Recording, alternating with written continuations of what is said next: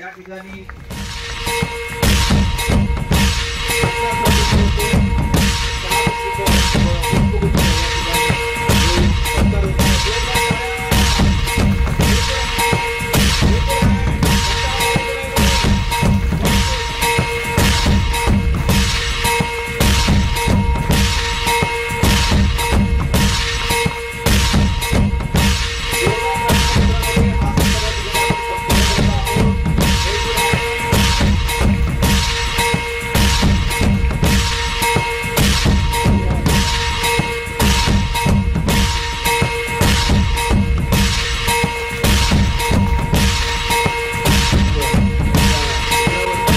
त्याच पद्धतीनं या शाळेमध्ये शिकणाऱ्या विद्यार्थ्यांवर तुमचं प्रेम आहे, या कॅम्पसवर तुमचं प्रेम आहे. आणि किती विद्यार्थी आपल्या पाठीमागे पाहिलं तर एवढे अबाउट 90च्या पुढे जाणारे विद्यार्थी आणि वेगवेगळ्या क्षेत्रामध्ये दरवर्षी वेगवेगळ्या परीक्षांच्या माध्यमातून जाणारे विद्यार्थी, हा रेशो पाहता की आता गगन ठेंगणं झालंय असं म्हणावं लागेल की पारनेर पब्लिक स्कूलचा हा जो टक्का आहे, हा जो विद्यार्थी संख्या आहे वेगवेगळ्या क्षेत्रात जाणारा, आणि हा शुभमच्या रूपाने सुद्धा आता एमपीएससी मार्फत एक पुरवठा निरीक्षक आपल्या तालुक्याला, आपल्या गावाला मिळालेला आहे. आपल्या दोघांचंही पारनेर पब्लिक स्कूल परिवाराच्या वतीनं हार्दिक स्वागत करतो. आणि यानंतर सरांना विनंती करतो की आपण प्रास्ताविक करावं. माझ्या जीवनातील हा थोडासा आनंदाचा क्षण आहे. शुभम ज्यावेळेस 12वी झाला ना, त्यावेळेस संजयजी मी मित्र, ते म्हटले पुढे काय करायला पाहिजे. मी म्हटलं जाऊ द्या, पोरं म्हणतात ते एमपीएससी करू द्या, यूपीएससी करू द्या. मग ते म्हटले आपण पुढे ऍडमिशन घ्यायला पाहिजे. मला वाटतं म्हणलं पुण्यालाच घ्यायला पाहिजे, तिथे क्लासेस लावायला पाहिजे. आणि त्या निमित्तानं आम्ही त्यावेळेस पुण्याला आलो तुझ्या बरोबर, आणि मला वाटतं युनिक क्लासेस मध्ये पण गेलो. त्यानंतर अविनाश धर्माधिकारी यांच्या क्लासेसला पण आम्ही त्यावेळेस भेटलो. आम्ही युनिव्हर्सिटीमध्ये पण भेटलो. अजून एक कोणाला तरी भेटलो होता, हा रामदास पुजारींना भेटलो. असं बऱ्याच जणांना आम्ही त्यावेळेस भेटलो. आणि खरं तर आमचं शुभमने ऐकलं आणि शुभमने सुरुवात केली. आणि सुरुवात केल्यानंतर कसं असतं मुलांना, खरं तर शुभम मी अति महत्वाची गोष्ट सांगतो की त्यांचं काही घेणं देणं नसतं, त्यांना आपली लय पंचायत असते. आणि मला याचाच खरा आनंद झाला. आणि म्हणून मी काल बोलताना वहिनींना म्हटलं की वहिनी तुम्हाला तर सगळ्यात जास्त आनंद झाला असेल. आम्ही तर अजून पुढच्या आनंदाची वाट पाहतोय, पण तुम्हाला हे विचारणारे जे लोक आहे ना, शुभम काय करतोय आणि शुभम किती दिवस परीक्षा देणार आहे, त्याला खरं तर एमपीएससीच समजत नाही, परीक्षेची डेप्थच समजत नाही, परीक्षेला किती अभ्यास करावा लागतो हेही कळत नाही. मग ती लोक आपल्याला प्रश्न विचारायला लागतात. आणि त्यावेळेस मग कधी कधी माझ्यासारख्याचा थोडासा संयम सुटतो आणि मी असं म्हणत असतो त्यांना, तुला काही त्रास आहे का, असले तर सांग, मग मी बोलतो तसं. तुला काही त्रास नसेल तर आम्हाला नाही ना अजिबात त्रास, तर असं पण असतं. आणि म्हणून शुभम तू क्लास 2 साठी आता जी निवड झालेली आहे तुझी, ही खरं तर आता आम्ही असं समजतो ही फक्त आमच्यासाठीच आहे. म्हणजे पाय ठेवायला जागा असावी लागते आणि नंतर उडी मारायची असते. तर पाय ठेवण्या एवढी जागा मला वाटतं की आता तू निर्माण केली. आता तुला उडी मारण्यासाठी आमच्या सगळ्यांच्या शुभेच्छा आहे. आणि खरंच तर त्यासाठी आम्ही तुझा सत्कार करतो. एवढ्यावर आपलं अजिबात भागलं नाही असं मी स्वतः समजतोय. फक्त मला ज्यांनी का संजीव भाऊंना मला ज्यांना विचारायचं होतं त्यांच्या प्रश्नापुरतं उत्तर आमच्याकडे आता तयार आहे. तर तुम्ही काही चिंता करू नका. तुम्ही अजिबात, यांना चिंता नसतेच पण ते चिंता करतात. सगळ्यात महत्वाची गोष्ट असते, त्यांना काही घेणं देणं नसतं मुलांना, पण यांच्याकडे विषयच नसतात. आणि म्हणून ह्या विषयावर ते बोलत असतात. मला वाटतं त्या गोष्टीकडे आपण सगळ्यांनी फार गांभीर्याने पाहायचं नसतं. पण ह्या परीक्षा कशा असतात, त्याच्यात किती स्ट्रगल करावं लागतं मुलांना. 11वी 12वी तुम्ही आता करताय, उद्या इंजिनिअरिंग करताल. आणि त्यानंतर ज्यावेळेस तुमच्या आयुष्याला सुरुवात करायचं कधी ठरेल त्यावेळेस जे शिक्षण, परत एकदा सांगतो, जे शिक्षण तुम्हाला पोट भरायचे शिकू शकत नाही ते शिक्षण काहीच कामाचं नाही हे मला वाटतं. आणि म्हणून हे सारे शिकत असताना, पुस्तकं शिकत असताना आपण आपला उदरनिर्वाहही चालू शकतो असे ज्यावेळेस शिक्षण घेऊ शकतो किंवा आपण पुढे जाऊ शकतो असं शिक्षण ज्यावेळेस घेऊ शकतो त्यावेळेस खरा शिक्षणाचा अर्थ प्रगट होत असतो. आणि म्हणून तुम्हाला 1 तास इथं बोलवायचं, इथं ऐकायला लावायचं, शुभमचे काही विचार असतील ते बोलायला लावायचं, कारण उद्या पुन्हा तुमच्यातले बरेचसे जण त्यातून जाणार आहेत. बऱ्याचशा जणांच्या डोक्यात परत एकदा हे खुळं असतं, UPSC करायची, MPSC करायचं, हा छंदच असतो. आणि खरं तर या छंदालाच खतपाणी घालण्यासाठी म्हणून आम्ही असे छोटे छोटे कार्यक्रम, शुभम तुझ्यासारखे सत्काराचे आम्ही करत असतो.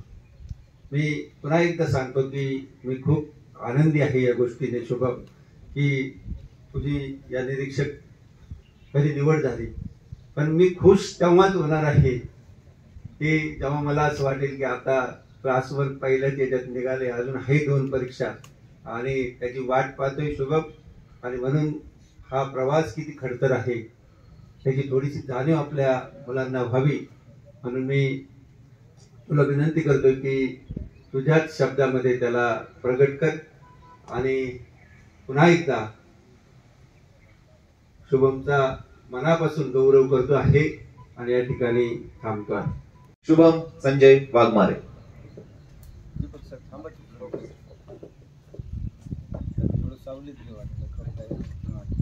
धन्यवाद सर. Good morning everybody. आवाज येतोय सगळ्यांना शेवटपर्यंत? सन्माननीय व्यासपीठावर उपस्थित प्राचार्य गीताराम म्हस्के सर, तसेच माझे वडील श्री संजय वाघमारे, इथे उपस्थित सर्व शिक्षक आणि शिक्षक कर्मचारी, मी सप्लाय इन्स्पेक्टर या पदासाठी निवड झाली आहे. या निवडीमागे माझे आई वडील, माझी बहीण यांचा मला खूप मोठा सपोर्ट होता. त्याचप्रमाणे मला आजवर लाभलेले सगळे शिक्षक आणि महत्वाचं म्हणजे मला मार्गदर्शक म्हणून लाभलेले श्री गीताराम म्हस्के सर यांच्यामुळे आज मी या पदापर्यंत पोहोचू शकलोय असं मला वाटतं. सुरुवातीला मी तुम्हाला माझे बद्दल काही माहिती सांगतो. माझं प्राथमिक शिक्षण पारनेरमध्येच जिल्हा परिषदच्या शाळेमध्ये झालं. त्याच्यानंतर 10वी पर्यंतचे शिक्षण सेनापती बापट विद्यालय आणि न्यू इंग्लिश स्कूल पारनेर या ठिकाणी झालं. तर तुम्हाला जशी 11वी 12वीला आता सरांनी सुविधा उपलब्ध करून दिली आहे, चांगलं दर्जेदार शिक्षण इथं दिलेलं आहे, तसं माझ्या वेळेस इथं पब्लिक स्कूलमध्ये ती सुविधा उपलब्ध नव्हती. त्याच्यामुळे 11वी 12वीला आम्हाला शक्यतो नगर इथं निवाड कॉलेज किंवा मग नगरला जावं लागायचं. त्याच्यामुळे 11वी 12वी शिक्षण मी रेसिडेन्शियल ज्युनियर कॉलेज अहमदनगर येथे घेतले. तर त्याचनंतर 12वी नंतर करिअरचा ऑप्शन बरेच माझ्या समोर उपलब्ध होते. त्याच दरम्यान सरांची आणि पप्पांची भेट झाली. 12वीची सुट्टीच माझी चालू होती आणि इंजिनियर करायचं की स्पर्धा परीक्षा असे जवळपास मी 2च ऑप्शन माझ्याकडे मी ठेवले होते समोर. पण सरांनी मला खूप त्यावेळेस मार्गदर्शन केलं. पप्पांबरोबर पण ते बोलले. माझ्या वडिलांनी सुद्धा मला सांगितलं होतं की आपल्याला स्पर्धा परीक्षा क्षेत्रात करायचं, कॉम्पिटेटिव्ह एक्झामची तयारी करायची चालू. मध्ये सरांनी एक MPSC प्लॅनर म्हणून एक पुस्तक वाचायला दिलं. मला तोपर्यंत त्या क्षेत्राची एक थोडी माहिती होती, पण त्या पुस्तकाच्यामुळे मला एक पूर्ण त्याची आयडिया येऊन गेली की हे क्षेत्र काय आहे, इकडे काय संधी आहेत उपलब्ध. आणि सरांनी ते पुस्तक दिलं. मी ते लगेच वाचून काढलं 2 दिवसामध्ये. आणि परत मला सर म्हटले आपण पुण्याला चाललोय, तर तुला स्पर्धा परीक्षेचे जे क्लास आहेत, जे मार्गदर्शक आहेत त्यांची मी भेट घडून आणतो. मला 3-4 ठिकाणी सर स्वतः घेऊन गेले त्यांच्या गाडीमध्ये. पप्पा आणि मी आणि सर गेलो होतो. आणि त्याच्यानंतर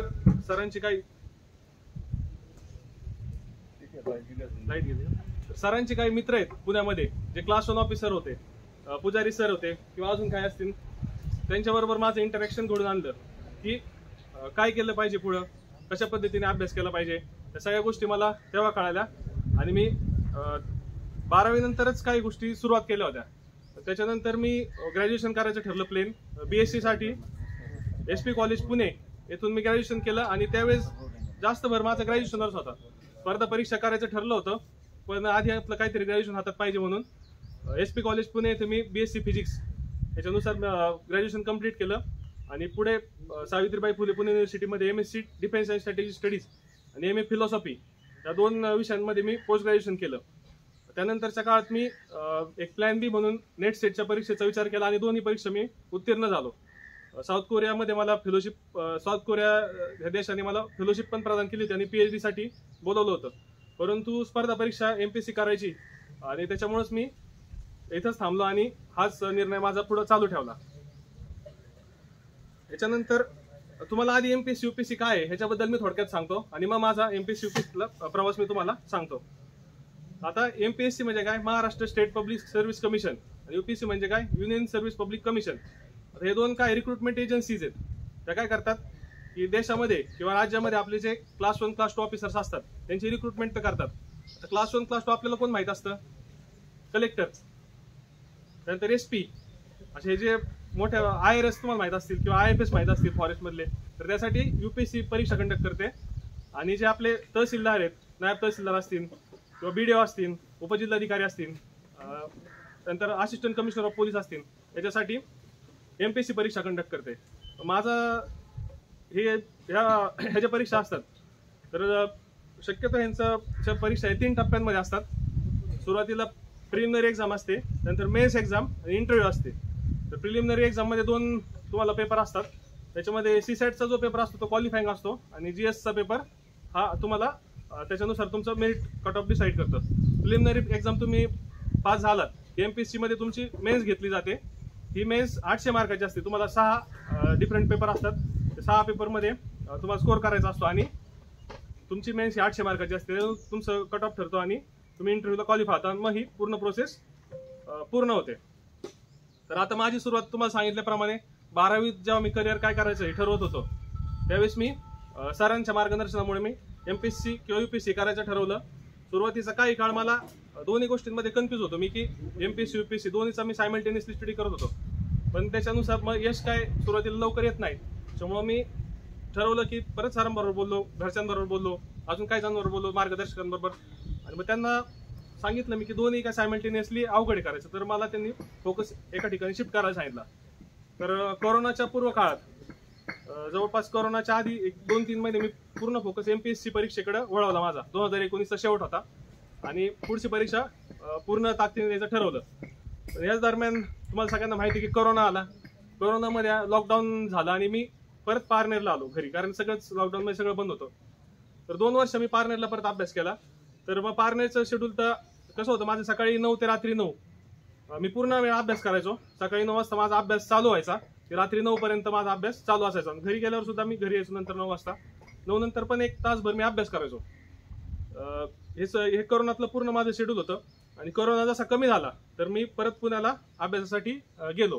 तर त्याच्यानंतर कोरोना काळामध्ये परीक्षा पण होत नव्हत्या. आमच्या परीक्षा एक डिले होत होत्या. बऱ्याच परीक्षा झाल्या नाही, 2 वर्ष काही परीक्षा झाली नाही आमची. त्याच्यानंतर कोरोना 2022 मध्ये पुण्याला गेलो आणि तिथून पुढे मी अनेक मेन्स परीक्षा दिल्या. काही रिझल्टमध्ये फायनल पर्यंत गेलो किंवा थोडक्यात माझं यश हुकलं. पण मग तुम्हाला एक गोष्ट सांगेन मी की जर तुम्ही एखाद्या गोष्टीची तयारी करत असाल आणि तुम्हाला यश येत नसेल तर तुम्ही तयारी चालूच ठेवावी. तुम्ही प्रयत्न करतच राहिलं पाहिजे. मला देखील मेन्स परीक्षा खूप दिल्यात. मी 10 मेन्स दिला आता, पण काही ह्याच्यामध्ये फेल्युअर आलं, काही ह्याच्यात मी पास झालो, पण शेवटपर्यंत मला जाता नाही आलं.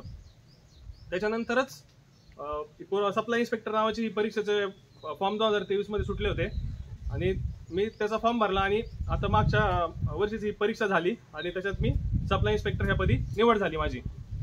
तर हा जो प्रवास होता त्याच्यामध्ये मला सरांचं खूप मोठं मार्गदर्शन लाभलं. म्हणजे वेळोवेळी मला कधी वाटायचं की आपण करतोय ते योग्य करतोय का, किंवा फेल्युअर यायचं.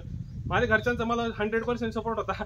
त्यांनी मला कधी विचारलं नाही की तुझं होत का नाही किंवा ह्या गोष्टीला वेळ लागतो. माझ्या घरच्यांना माहित होतं, पण समाजातली बाकीचं आपण प्रत्येकाला सांगू नाही शकत याचं स्ट्रगल काय किंवा मी परीक्षा कुठली देतो, त्याच्या प्रोसेस काय. एक परीक्षेची प्रोसेस 2-2 वर्ष चालते. त्याच्यामुळं पण सरांकडे मी जेव्हा सुट्टीला यायचो तेव्हा सरांकडे आवर्जून भेटायला यायचो. सरांनी पण मला कंटिन्यू सपोर्ट केला. म्हटले तू शेवटपर्यंत लढ, तुझं 100%. म्हणजे त्यांनी मला गॅरंटी दिली की मला माहिती तुझं होणार आहे. घरच्यांची तर मला गॅरंटी होतीच, पण सरांची पण मला खूप मार्गदर्शन लाभलं. त्याच्यामुळे मी आज सप्लाय इन्स्पेक्टर म्हणून इथं माझी निवड झाली. तर कोरोनामधला माझा काळ जो क्रुशियल होता त्याच्यामध्ये मी वेळेचा खूप चांगला उपयोग केला आणि त्याचाच मला जास्त फायदा झाला. आता ही पोस्ट जरी मला मिळाली असली तरी मी ह्याच्यावर काही थांबणार नाहीये. क्लास सरांनी जसं सांगितलं तसं मला पण क्लास 1च पाहिजे आणि सरांनी पण सांगितलं की क्लास 1 तुला काढायची. तर मी आता माझी जी तयारी आहे तुम्ही पुढची, तर उद्या परत मी पुण्याला चाललोय आणि माझी जी क्लास 1 साठीची जी तयारी ती मी चालू ठेवणार आहे.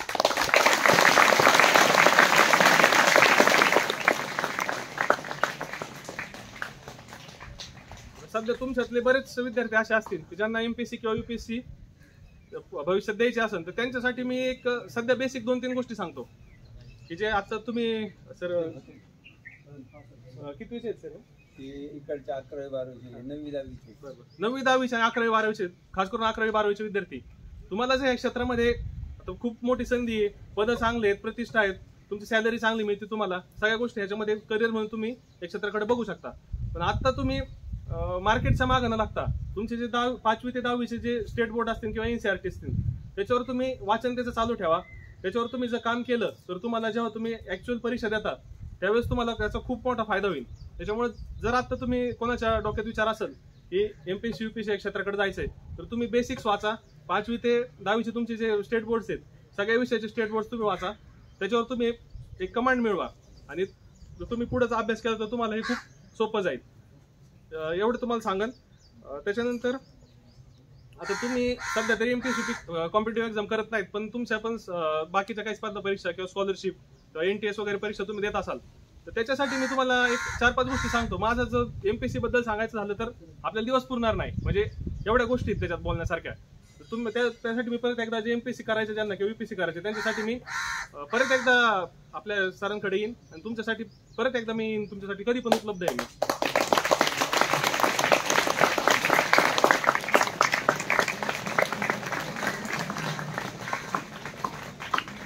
परंतु आता तुमची जी फेज आहे अभ्यासाची त्याच्या रिलेटेड तुम्हाला काही गोष्टी सांगतो मी. तर पहिली गोष्ट मी तुम्हाला सांगेन की ऑनेस्टी. आपल्याला माहिती आहे honesty is the best policy.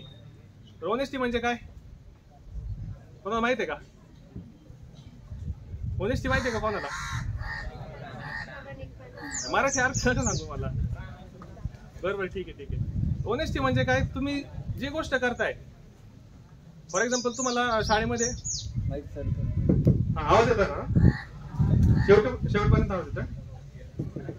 तर प्रामाणिकपणा किंवा ऑनेस्टी म्हणजे काय की तुम्हाला क्लासमध्ये जे होमवर्क दिला जातो, जे तुमचे आई वडील तुम्हाला जे सांगतात हे काम कर ते काम कर, आपण टाळाटाळ करतो, तर ती गोष्ट व्यवस्थित करणे म्हणजे तुमच्यासाठी सध्या तरी ऑनेस्टी आहे. तर तुम्ही पहिली गोष्ट मी तुम्हाला सांगेन, तुम्ही ऑनेस्टी जपा, ऑनेस्टीचं पालन करा, तुम्हाला भविष्यात त्याचा आणि तुमच्या अभ्यासात सुद्धा फायदा. दुसरी गोष्ट मी तुम्हाला सांगेन, तुमचा ऍटिट्यूड कसा पाहिजे, नेव्हर गिव्ह ऍटिट्यूड पाहिजे. समजा 11वी 12वीचे विद्यार्थी तुम्हाला डेरिव्हेटिव्ह इंटिग्रेशन असतं, बरेच जण घाबरतात, पण गिव्ह अप करायचं नाही. किंवा हे 5वी 8वी 9वीचे विद्यार्थी हिस्ट्री आहे, सायन्स आहे किंवा कुठला पण तुमचा आवडता विषय एखादा विषय तुम्हाला आवडत नाही तर त्याला गिव्ह अप करायचं नाही. फॉर एक्झाम्पल हिस्ट्री आवडत नाही, सायन्स आवडत नाही, तर ते करत राहायचं. तुम्हाला त्याच्यामध्ये कधी यश नाही तुम्हाला पण कळणार नाही. त्याच्यामुळे गिव्ह अप कधी करायचं नाही. कुठलं पण क्षेत्र असो तुम्हाला अभ्यासात कधीच गिव्ह अप करायचं नाही, काही पण असू. त्यानंतर पुढचं एक गोष्ट तुम्हाला सांगेन की डिसिप्लिन पाहिजे. तुम्ही डिसिप्लिन आपल्या शाळेत तर खूपच डिसिप्लिन आहे, घरी सुद्धा तुम्ही डिसिप्लिन राहिले पाहिजे. तुमच्या त्या रेग्युलर रुटीन मध्ये डिसिप्लिन असेल तर त्याचा तुम्हाला खूप जास्त फायदा होईल. पुढची एक गोष्ट तुम्हाला सांगेन, रिपिटेशन. ओके, आता तुम्ही परीक्षा जवळ रिव्हिजन करता, तर करता का रिव्हिजन? करता रिव्हिजन? हा, तर रिव्हिजनची पुढची स्टेज आहे रिपिटेशन. तर रिपिटेशन म्हणजे काय की रिव्हिजन करतो आपण त्याच्यापेक्षा फास्ट तीच गोष्ट अनेक वेळा करायची. रिपिटेशन मध्ये तुम्हाला एक एक्झाम्पल सांगेन मी. ब्रुस ली माहिती आहे का तुम्हाला? कोण आहे?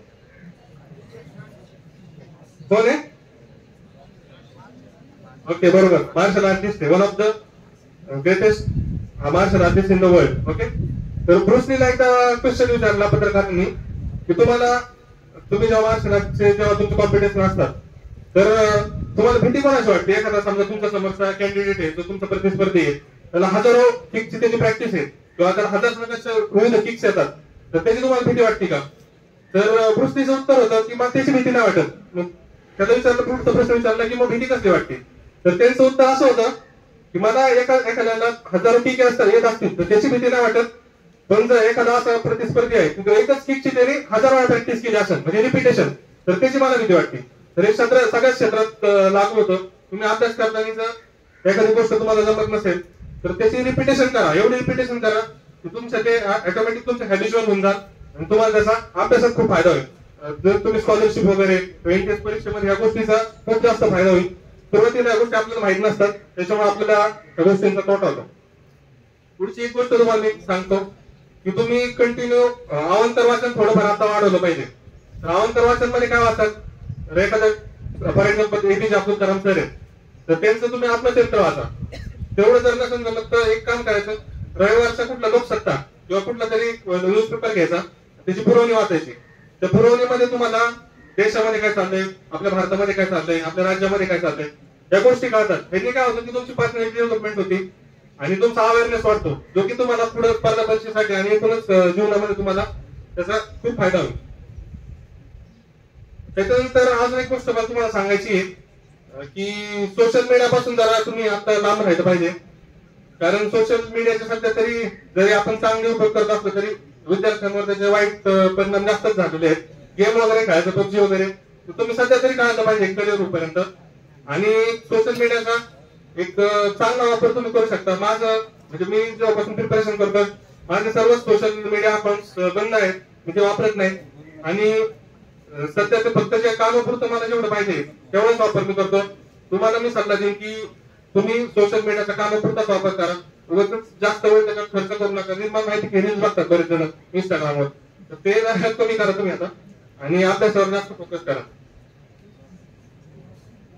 त्याच्यानंतर आपण तुमचे पण काही क्वेश्चन घेऊ. त्याच्या आधी मला पारनेर पब्लिक स्कूल परिवाराने ते बोलवलं, माझा सत्कार केला, त्याच्यामुळे मी पूर्ण पारनेर पब्लिक स्कूल परिवार आणि माझे मार्गदर्शक गीताराम मस्के सर यांचं मी आभार मानतो. त्यांनी मला खूप सपोर्ट केला आहे. आणि तुम्हाला एक गोष्ट मी सांगेन की तुम्हाला जर करिअर करायचंय तुमच्या आई वडिलांना घेऊन सरांकडे या.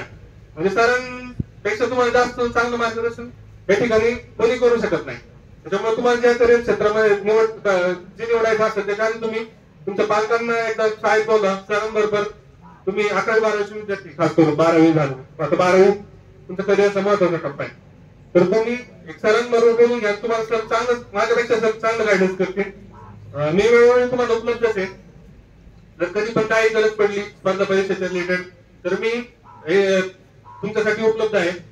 या ठिकाणी मी सर्वांचा आभार मानतो आणि मी थांबतो. पण तुमचे क्वेश्चन काय असतील अभ्यासाच्या रिलेटेड किंवा बाकीचे क्वेश्चन तर त्याचं मी ऍड्रेस करतो आता.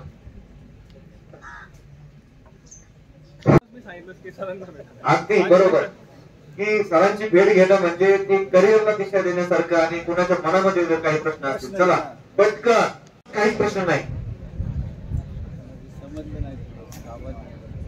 का? तुम्हाला आवाज आला नाही म्हणून शुभमने जे तुमच्याशी चर्चा केली ते समजलं नाही. हा, ती ताई येते प्रश्न विचारायला. व्हेरी गुड, शाबास. चला पण जिवंत उदाहरण आहे, ज्याला प्रश्न पडतो ना त्याचा जगात सन्मान होतो.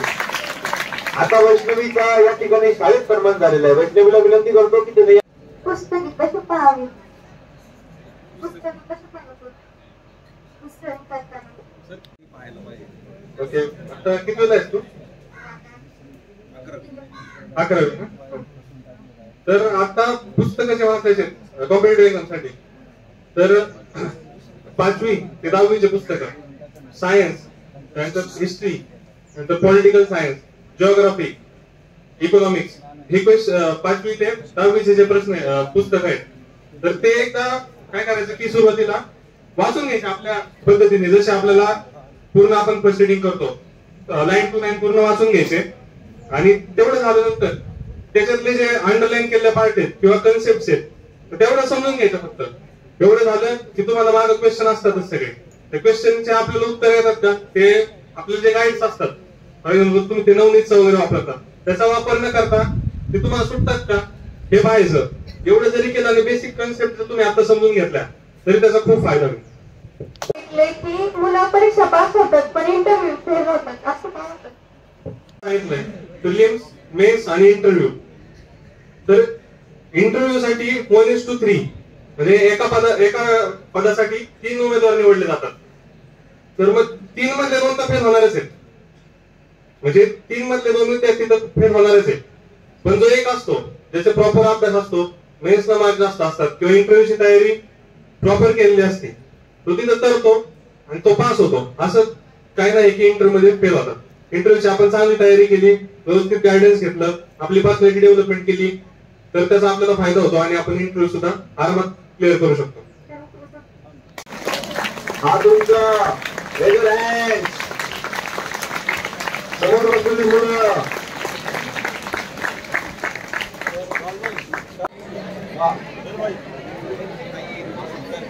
नाव काय तुझं?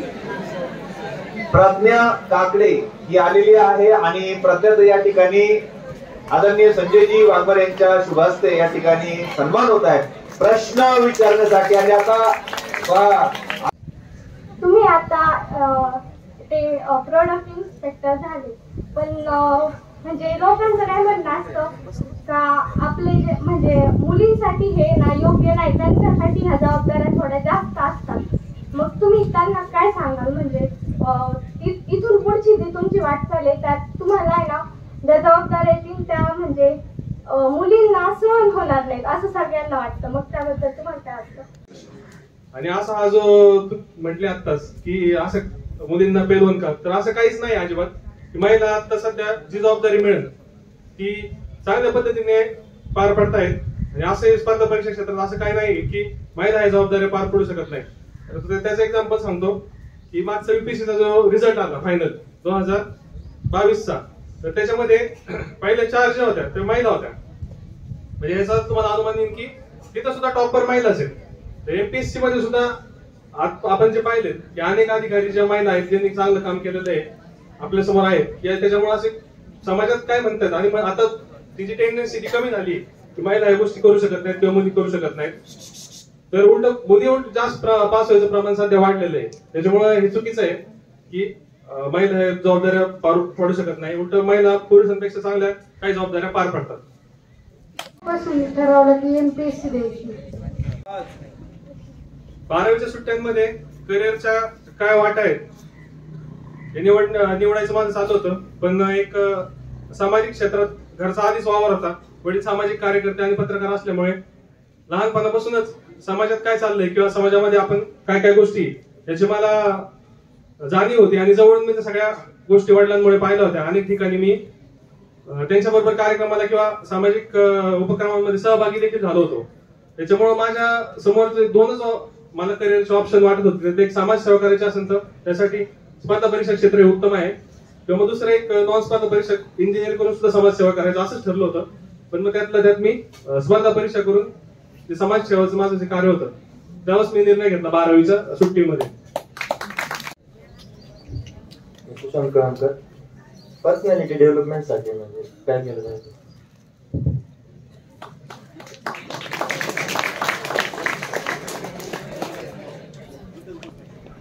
पर्सनॅलिटी डेव्हलपमेंट साठी मी तुम्हाला सांगेन की सर्वात आधी तुम्ही अवांतर वाचन केलं पाहिजे. मगाशी तुम्हाला सांगितलं की आत्मचरित्र असतील मोठ्या व्यक्तींचे किंवा सेल्फ हेल्प बुक असतील किंवा रविवारचा तुमचा लोकसत्ता असेल किंवा दुसरा एखादा सकाळ असेल न्यूजपेपर, तो पूर्ण त्याचे सप्लिमेंट इंग्लिश मध्ये तुम्ही इंडियन एक्सप्रेस वाचू शकता.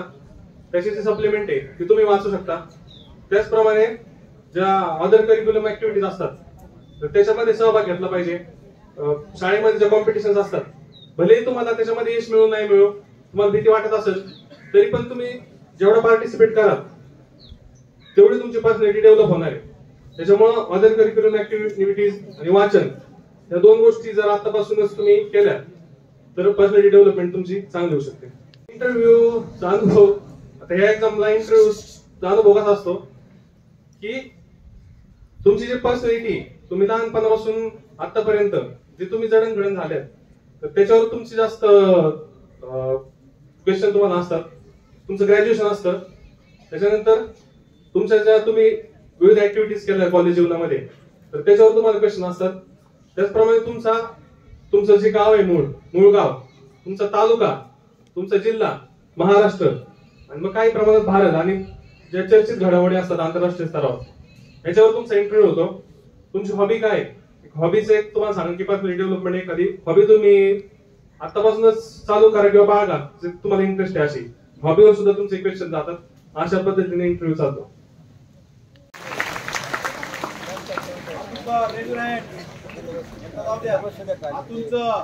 माझं नाव जय विठ्ठल वाघेला आहे. कॉम्पिटिटिव्ह एक्झाम मध्ये होमवर्क कसं करायचं? चला दुसरा चारी सगळ्यांचे सिद्धेश दुधाडे, आपण दिवसातून किती तास अभ्यास केला पाहिजे? ठीक आहे तिसरा पण. माझं नाव श्लोक आडाव. मला असा प्रश्न पडला की तुम्ही सांगितलं की तुम्हाला ते पुस्तक वाचल्यावरती कळालं की स्पर्धा परीक्षा दिली पाहिजे. असं काय होतं त्या पुस्तकात की तुम्हाला वाटलं की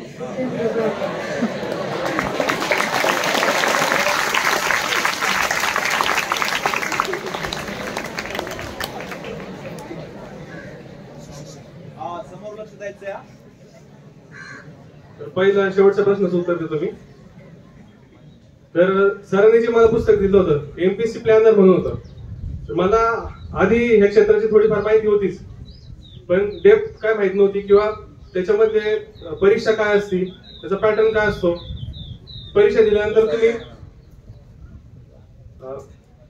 तुम्ही पास झाले तर त्याच्यानंतर तुम्हाला कुठल्या जबाबदाऱ्या असतात. त्याच्यानंतर सरांनी अजून एक पुस्तक मला दिलं होतं ज्याच्यामध्ये जे अधिकारी झालेले आजपर्यंत तर त्यांच्या कार्याचा अनुभव होता. तर अनुभवातून मला ह्या गोष्टी कळल्या की नेमकं कामाचं स्वरूप काय आणि माझं जे ध्येय होतं समाज कार्य करायचं पुढं. तर ते ध्येय आणि हे सरांनी जे पुस्तक दिलं होतं त्याच्यामध्ये जे अधिकारी होते त्यांचे जे विचार होते किंवा त्यांनी जे कार्य केलं होतं त्या दोन्ही गोष्टी मॅच झाल्या. त्याच्यामुळं मला अजून मला प्रेरणा मिळाली आणि ते मी ठरवलं की कॉम्पिटिटिव्ह एक्झाम करायची. होमवर्क, आता होमवर्क तर आता कसं असतं एक्झाम मध्ये एकदा तुम्हाला प्रॉपर गायडन्स मिळालं सुरुवातीला तर तुम्हाला होमवर्कच करायचं आहे. दिवसभर तुम्हाला जे करायचंय ते तुम्हाला स्वतःलाच करायचं. म्हणजे तुम्ही जसं होमवर्क करता घरी, तर आम्ही काय आता सध्या क्लास वगैरे करत नाही, दिवसभर आमचा अभ्यासच चालू असतो. तर होमवर्क म्हणजेच तुमचा जो रेग्युलर स्टडी आहे तर तो तुमचा होमवर्क असतो आणि तोच दिवसभर करायचा तुम्हाला असतो. आणि क्वेश्चन विचारलं की किती तास केलं पाहिजे तर आता ते प्रत्येकाच्या क्षमतेनुसार आहे. एक 10 ते 12 तास रेग्युलर अभ्यास तुम्ही केला तर लवकरच तुम्हाला यश मिळू शकेल, एवढं मी सांगतो. सर मला विचारायचंय, मी असं खूप मुलांना पाहिलेले जे शाळेतून झालेले स्पर्धा परीक्षेत चांगले मार्क आणतात, पण ज्यावेळेस ते राज्यस्तरीय अशी परीक्षावर जातात त्यावेळेस त्यांना कमी मार्क्स का पडतात? आता शाळेमध्ये ज्या परीक्षा असतात तर कॉम्पिटिशन फक्त तुमच्या वर्गातल्या विद्यार्थ्यांमध्येच असतं किंवा तुमचा आवाका किती असतो की आपल्याला माहित असतं हा मुलगा पहिला येणार आहे, मला त्याच्यापेक्षा जास्त मार्क पडायचे. तर तुमच्या वर्गामध्ये समजा 100 विद्यार्थी, तुम्हाला काय वाटतं या 100 मध्ये मला पहिले यायचं, त्याच्यात तुम्ही पहिले आता मी झाले शालेय स्तरावर. तर तुम्ही जेव्हा राज्य स्तरावर जाता तेव्हा असे 100 असे हजारो शाळेतले हजारो विद्यार्थी, लाखो विद्यार्थी त्या स्पर्धेमध्ये असतात. प्रत्येकाची कॅपॅसिटी वेगळी असते, अभ्यासाचा आवाका वेगळा असतो आणि आपण फक्त तेवढाच विचार केला असतो की 100 मध्ये पहिला आलो की आपण तिकडे पहिले होऊ. पण सरांनी बऱ्याच कॉम्पिटिटिव्ह एक्झाम मध्ये सगळ्यांना सपोर्ट केला आहे. त्याच्यामुळे तुम्ही तुमचा आवाका वाढवला पाहिजे, राज्य स्तराचा विचार केला पाहिजे. जर आपण जे आपण एक्झाम देतोय तर ती आपले स्पर्धक कोण असणार आहे याचा आपल्याला थोडाफार अंदाज पाहिजे की बाकी शाळांमध्ये किंवा पूर्ण राज्यामधून विद्यार्थी आहेत. तर मग त्या दृष्टीने आपला अभ्यास आपण वाढवला पाहिजे. तेवढं जर आपण टार्गेट लिमिटेड ठेवलं तर आपल्याला यश सुद्धा कमीच मिळणार.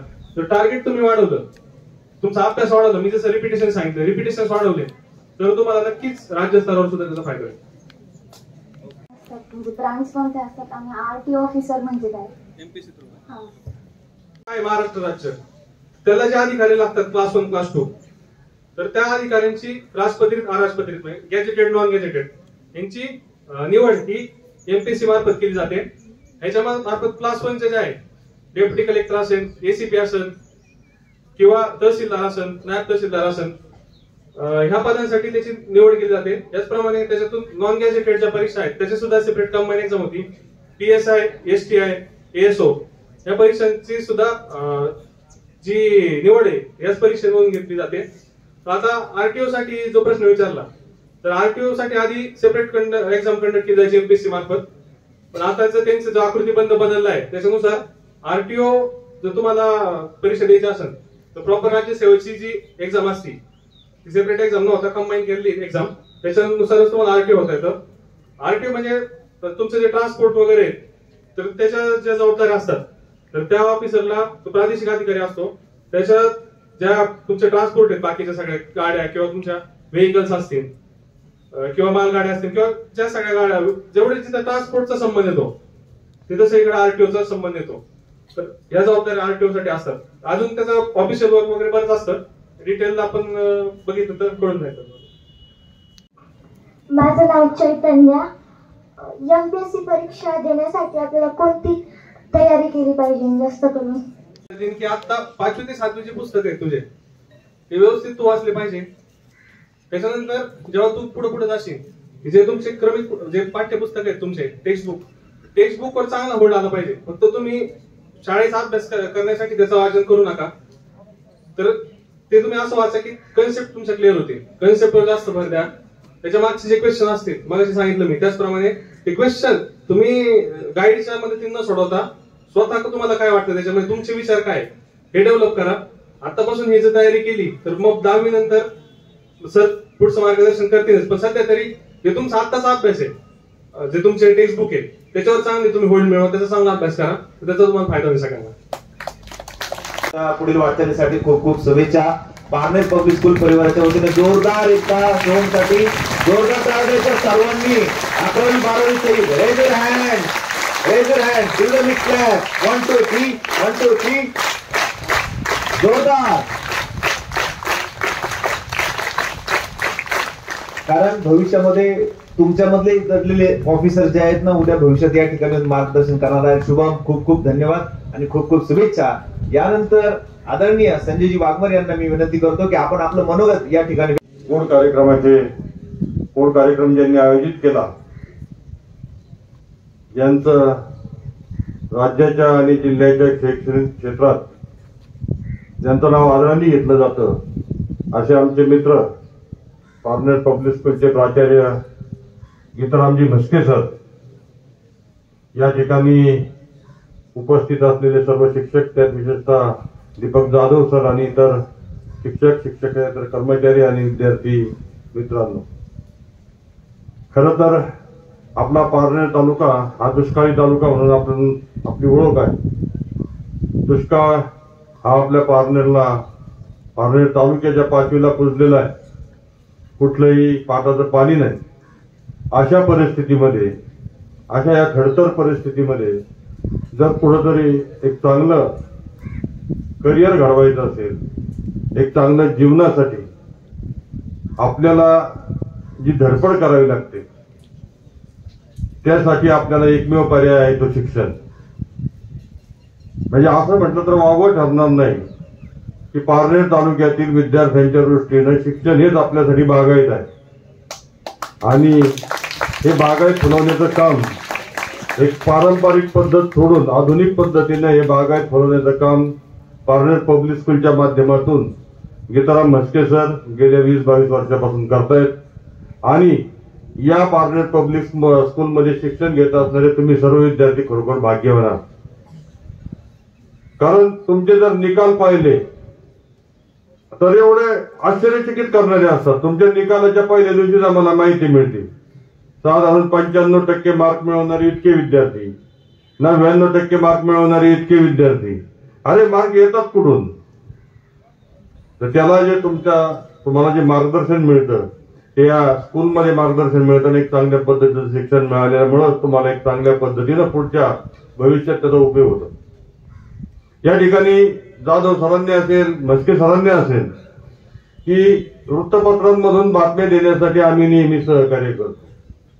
खरं तर म्हस्के सर असं येते की तुम्ही एवढं चांगलं काम करता की आम्हाला ती बातमी दिल्याशिवाय गत्यंतरच नसतं त्या कामाचंही. कारण ते एक वेगळं काहीतरी असतं की तालुक्यात आज भरपूर शाळा आहेत पण यात काहीतरी वेगळेपण ज्या ठिकाणी असतं त्याचीच बातमी होत असती आणि ते वेगळेपण तुमच्यात असतं म्हणून ती बातमी होत असती. त्यामुळं आम्ही काही वेगळं करतो असायचा भाग नाही तर आम्हाला ते तुम्ही करणं भाग पाडता म्हणूनच आम्ही त्या पद्धतीच्या बातम्या त्या ठिकाणी देऊ शकतो. दुसरी एक गोष्ट अशी की स्पर्धा परीक्षा हा ऑप्शन निवडताना हा खरं तर विद्यार्थ्यांच्या आणि पालकांच्या सुद्धा मानसिकतेची कसोटी पाहणारा काळ असतो. या ठिकाणी म्हस्के सरांनी सांगितलं की अनेक जण विचारतात आता किती दिवस अभ्यास करणार, आता वय किती झालं, पुढे काय करणार, बी प्लॅन काय आहे, ऍक्च्युली ह्या गोष्टीची त्यांना काहीही माहिती नसते. असेच लोक विचारत असतात की नेमकं काय. तर अशा प्रश्नांना समर्थपणे तोंड देणाऱ्या पालकांनीच ह्या क्षेत्रात उतरावं असं माझं मत आहे. कारण नसताना तुम्हाला जर ह्या प्रश्नांनी भांडवून जर सोडलं तर तुम्ही तुमच्या पालनावर, तुमच्या मुलावर दबाव आणण्याची जास्त शक्यता असते आणि या दबावातून स्पर्धा परीक्षेचा अभ्यास होण्याऐवजी दुसरंच काहीतरी घडण्याची शक्यता असते. त्यामुळं सामाजिक दबावाला बळी न पडता आपल्या मुलावर, आपल्या पाल्यावर विश्वास ठेवून जे त्याला सपोर्ट करते त्यांच्यासाठी कुठलीही स्पर्धा परीक्षा अवघड नाही असं माझं मत आहे. आता तसं पाहिलं गेलं तर शुभमनी सांगितलं या ठिकाणी की 2 वर्ष कोरोना काळात मला चांगल्या पद्धतीने अभ्यास करता आला, परंतु त्या 2 वर्षांनीच यांच्या परीक्षा सुद्धा 2 वर्ष पुढे लांबल्या होत्या. आता एखाद्याच्या उमेदीची 2 वर्ष वायाला जाणं म्हणजे नेमकं काय असतं ते आम्ही जवळून अनुभवतोय. अर्थात अशी परिस्थिती काही वारंवार निर्माण होत नाही, क्वचित ती निर्माण होती. दुर्दैवानं आम्हाला त्या परिस्थितीचा सामना करावा लागला, परंतु निश्चितच आज एक पोस्ट त्याला मिळाली आहे. त्याच्यापूर्वी तो जवळपास इंटरव्ह्यू वगैरे दिलेले होते, त्यामुळे आम्हाला आत्मविश्वास होता. जसा म्हस्के सरांना आत्मविश्वास होताच, कारण म्हस्के सरांनी प्रत्यक्ष इतकं मार्गदर्शन केलं, त्याचा जे आपण उत्साह वाढवण्याचं, त्याला प्रेरणा देण्याचं काम केलं ते वाढत होतं.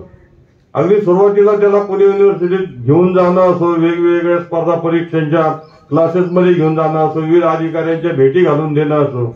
अगदी तिथं रामदास पुजारी नावाचे फॉरेस्टमध्ये चांगले अधिकारी होते आपले पुणेवाडीचे, त्यांच्याकडे गेल्यानंतर त्यांना आणखी उत्साह आला. त्यांनी त्यांची लायब्ररी सुद्धा त्या ठिकाणी दाखवली आणि ती लायब्ररी उपलब्ध करून देण्याची सुद्धा तयारी त्यावेळेस पुजारी सरांनी दाखवली होती. म्हणजे एखाद्याने जर प्रेरणा द्यायची ती कशी द्यायची ते गीताराम म्हस्के सरांकडून शिकलं पाहिजे आणि ते दररोज तुमच्यात आहेत. भविष्यातील प्रत्येक तुमच्या योजनेसाठी म्हणा किंवा कुठल्याही करिअर संदर्भातील प्रश्नासाठी तुम्हाला एक चांगला पर्याय किंवा चांगलं मार्गदर्शन या ठिकाणी उपलब्ध आहे. त्या दृष्टीने तुम्ही खरंच भाग्यवान आहात. तुमच्या भावी आयुष्यासाठी या ठिकाणी मी शुभेच्छा देतो आणि मला या ठिकाणी बोलवलं. धन्यवाद सर. अतिशय तुम्ही मार्मिक गोष्टींना हात घातला की पारनेर हा दुष्काळी भाग आहे आणि दुष्काळी भागामध्ये आणि त्या शेततळ्याच्या माध्यमातून ठिबक सिंचनाच्या माध्यमातून शेती जगवण्याचं आणि फुलवण्याचं काम म्हणजे जे उद्याचे ऑफिसर्स, उद्याच्या वेगवेगळ्या कॉम्पिटेटिव्ह एक्झाम आणि मोठं शेततळ त्यांनी राखून ठेवलेलं आहे आणि त्या शेततळ्याच्या पाण्याचा उपयोग ह्या विद्यार्थ्यांसाठी आणि ह्या समाजासाठी सातत्यानं ते करण्यासाठी आभार व्यक्त करण्यासाठी मीच या ठिकाणी उभा राहतोय की आज आपण पारनेर पब्लिक स्कूल परिवाराच्या विनंतीला मान देऊन शुभम व आदरणीय संजयजी वाघमारे या दोघांनी पिता पुत्रांनी या ठिकाणी हजेरी लावली आणि विद्यार्थ्यांना बहुमोल असं मार्गदर्शन केलं. त्याबद्दल पारनेर पब्लिक स्कूल परिवाराच्या वतीनं तुमचा आभार व्यक्त करतो. 11वी आणि 12वीच्या विद्यार्थ्यांनी अतिशय शांत पद्धतीनं हे मार्गदर्शन ऐकलं. कदाचित एखाद्याला उन्हाचा त्रासही झाला असेल, परंतु आत्ताचा त्रास हे तुमचं भविष्य घडवण्यासाठी होता. शुभमचं मार्गदर्शन 2 शब्द तुम्ही शांतचित्ताने ऐकून घेतलेत, तुमचंही आभार व्यक्त करतो. आणि हे समोर बसलेले आणि श्रोते नसतील तर मग कोणत्याही कार्यक्रम ऐकणारे श्रोते असतील, म्हणणं ऐकून घेणारे श्रोते असतील, ते तुमच्यासारखे नक्कीच तुमच्या जीवनामध्ये तुम्ही यश संपादन कराल. तुमचंही आभार या ठिकाणी व्यक्त करतो आणि सर्व शिक्षक या ठिकाणी उपस्थित राहिले त्यांचे आभार व्यक्त करतो. आणि या ठिकाणी सरांच्या परवानगीनं हा कार्यक्रम या ठिकाणी संपन्न झाला असं घोषित करतो. धन्यवाद. जय हिंद.